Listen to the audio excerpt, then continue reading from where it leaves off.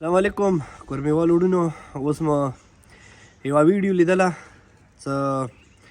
زموږ خپلو هغو کسانو څه څو نمبرو دپاره په خپلو پروموشن دپاره ملک سرتاج چې کوم دی هغه یې ونیوللو ګرفتار یې کړلو و هغوی بې ضمیرو ته زه څو خبرې دغې ویډیو په ذریعه کوم چې څومره مشران دي ځوانان دي هغوی ته دا ریکویسټ کوم چې د ویډیو مو څخه په راوکسوئ که لږ زړه مو درد وکړو که نه خامخا خپلو مرګلو سره شیر کوئ زه دغو افسرانو ته یم چې د چوک اوس ملک سرتاج ګرفتار کړلو که نه که تا کې د نموس غیرات درکې وي که تا کې د خپل وطن غیرات درکې وي که تا کې لږه چېته شرم و حیا درکې وي که نه که سترګو کې د نام درکې وي تا کې که دوره غیرات درکې وي ته لاړ شه هغه ځای ته لاړ شه چې کوم ځای نه نن پره چنار نه اته میاشتې کېږي روډ بند دی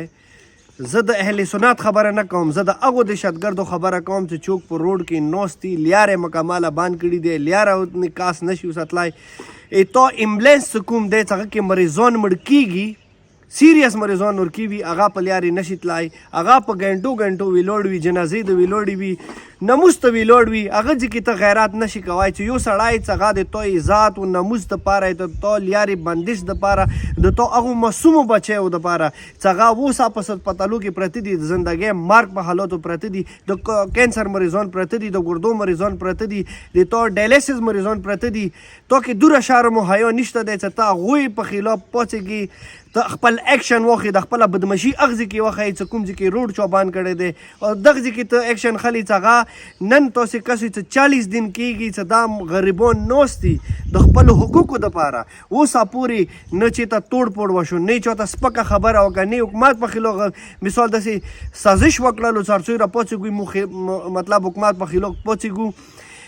چې ما که مو حکومت سره ټکره وخورو دغه در نه دې پاره ناسته دی چې د څوره مثال دپاره چې نور لیارې مکمل طور باندې د مکمل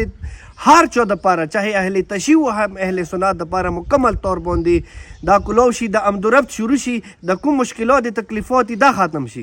و ته یو امن پسند انسان هغه داسې طریقې سره نشي تی که د پاکستان ډېر غوت دهشتګرد نیولی وي ډېر په بدماشۍ کې اڅې ښه افسوس دی په دغو کورمیوالو باندې چې تاسې نه دا ملک سرتاج اوچتولو تاسې لاسو کې بنګړي چولي وه او یا تاسې مثال د کورمیوال نه یو تاسې کې غیرت نشته دی کوم وخته پورې به د بغیرت اوسه وخت تېروئ د اوس عمر شو د اوس زندګي شوه چې د کومه په د کورمې جنسۍ باندې راغلي دی لږ ځان کې چې ته غیرت پیدا کړئ لږ خپل نموس پاره پاڅېږئ خپل بچیو پاره پاڅېږئ خپلو بیمارانو دپاره خپلو رنځورانو دپاره پاڅېږئ کوم وخته پورې به استقامت کوئ کوم وخته پورې به صبر کوئ بس واشه د مشرانو ته ډېر غوږ مه اچوئ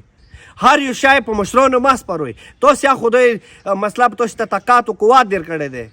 چا په خلاف داسې په خلاف مار پاڅېږه چې هغه نه ته مثال د کورمې ماحول خرابوي داسې ذلیل په خلاف پر پاڅېږه داسې ظلم ریاست په خلاف پر پاڅېږه چې هغه د یک طرفه فیصله کوي هغه د تو عزت د تو نموس کوم دی هغه بې حرمتي کوي هغه په خلاف را پاڅېږه مړه دا کوم مډل زندګي تاسې را جوړه کړې دی یار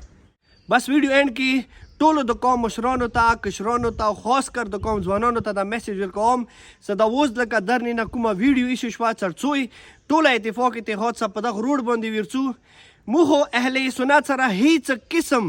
مطلب چې کومه دی اوس بدي نشته دی هغوی خپله ویلي دي چې مو امن مطلب دا ته تیږه ایښې دی کوڼې مې ایښې دی اته میاشتې چې کوم دی دغه روډ به هر یو کس دپاره به کلو وي خو کسو که نه چې دا روډ نه د بیا مو چوک ولي چوک د مړ کوي د ځوانانو ته د مثال چوک کروځي پاتې به ولګېږي هر یو ځوان دغې درنې والا سره شانه بشانه ودرېږوي نه ډېره مننه وړونو خوشحاله باد اوسئ مو سید نجیب ترک کو اجازات مهرباني السلام علیکم ورحمت الله وبرکاتہ